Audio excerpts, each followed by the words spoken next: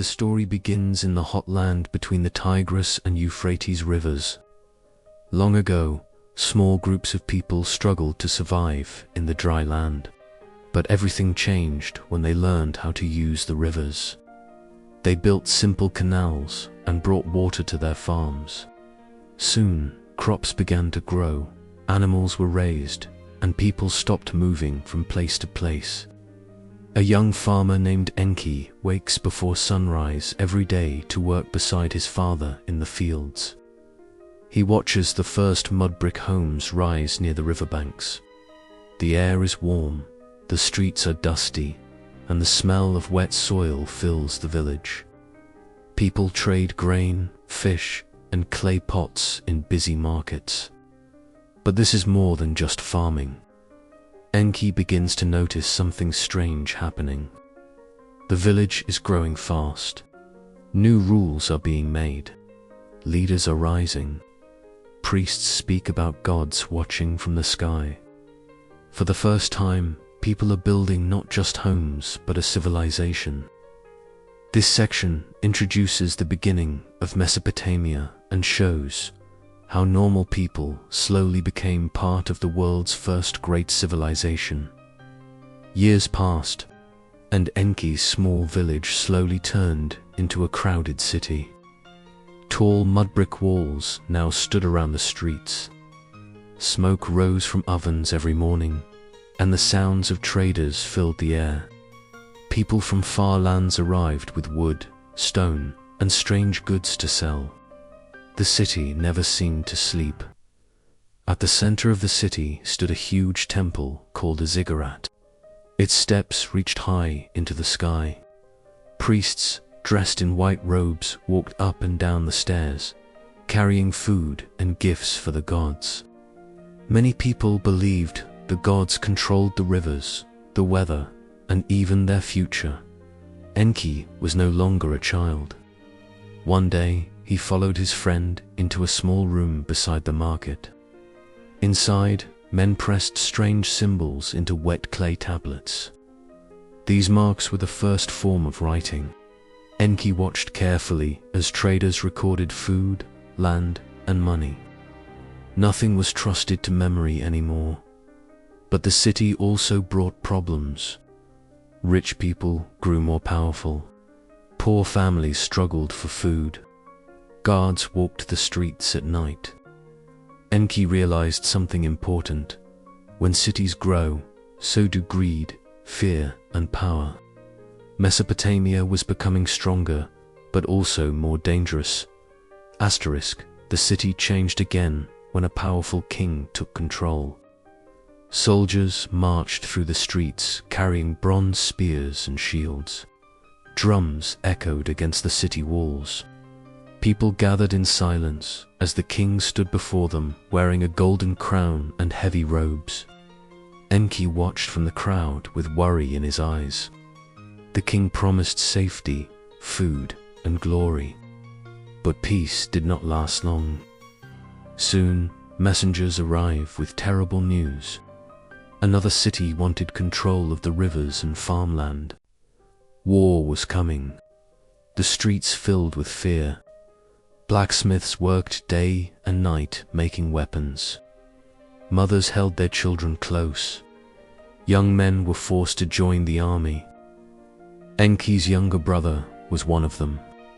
Days later, the soldiers marched out beneath the burning sun. Dust covered the sky as families cried and prayed to the gods for protection. Weeks passed with no word. Then, wounded soldiers finally returned home. Some never came back at all. Enki understood something painful that day. Mesopotamia was powerful, but power always brought conflict. Kings wanted more land, more gold, and more control. The first great civilization was also becoming the first place where large wars changed the lives of ordinary people forever. After many years of war, a new ruler came to power. His name was Hammurabi. People spoke about him everywhere in markets, farms, and temples. Some called him wise. Others feared him. But everyone knew one thing. He wanted order, one hot afternoon. Enki stood in the crowded city square as workers lifted a giant black stone into place. Strange words were carved across it from top to bottom. A priest stepped forward and read the laws aloud for everyone to hear. The laws were strict. If a man steals, he must pay. If a builder makes a weak house and it falls, he will be punished. People listened carefully. For the first time, rules were written down for all to see. No one could pretend they did not know the law anymore. At first, Enki liked the idea. The streets became safer. Traders cheated less. Fights became smaller. But he also saw fear in people's eyes. Some punishments were harsh and unforgiving. One night, Enki's neighbor was taken away after stealing grain for his hungry family.